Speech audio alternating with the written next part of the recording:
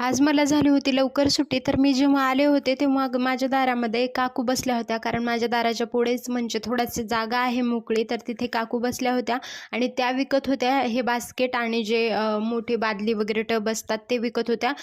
तर ते म्हणजे ते साड्यांवरती वगैरे विकत होत्या. तर मी त्यांना विचारलं की त्यांच्याकडे काय काय आहेत हे बघूयात. आणि त्यांच्याकडे हे सुंदर असे म्हणजे बास्केट होते. तर याच्यामध्ये आपण मेकअपचं जे सामान वगैरे असतो, तर बघा त्यांच्याकडे अशा पद्धतीने ते साड्यांवरती वगैरे बाजूच्या ज्या दुसऱ्या काकू होत्या त्यांना ड्रेसवरती वगैरे देता का म्हणून विचारत होत्या.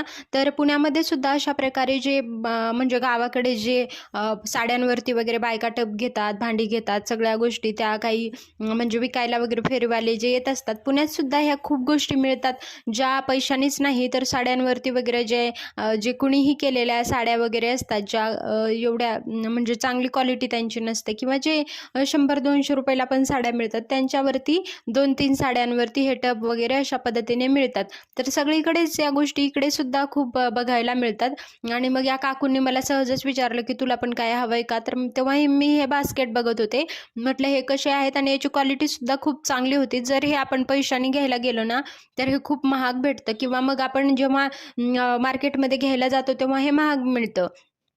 पण हे सोबत घेऊन फिरतात. मग अजून त्यांच्या साड्यांवरती तर आपल्याला देतातच. जर आपल्याकडे साड्या वगैरे अवेलेबल नसतात, माझ्याकडे एवढ्या साड्या नसतात, तर मग ते पैशांवरती सुद्धा द्यायला तयार झालेल्या काकू. आणि दिवसभर फिरून त्यांना अजून घरी जायचं होतं, त्यामुळे त्या मला म्हणत होत्या की काहीतरी घे म्हणून. मग मी विचार केला की म्हटलं काकू एवढं म्हणतायत तर एखादी वस्तू घेऊयात. आता मला एवढं काही लगेच आत्ता गरजेचं नव्हतं, पण त्यांनी एवढी रिक्वेस्ट केली किंवा त्या म्हणत होत्या की काहीतरी घे म्हणून, म्हणून मी बघायला आले होते. तर हे बास्केटसुद्धा छोट्या-छोट्या हे ऑनलाईनसुद्धा आपल्याला एवढी छान क्वालिटी याची मिळत नाही. खूप जाड असं क्वालिटी होती त्याची. आणि साड्यासुद्धा दुसऱ्या काकू त्यांना दाखवत होत्या की त्याच्यावर त्यांना सुद्धा टब वगैरे घ्यायचे होते.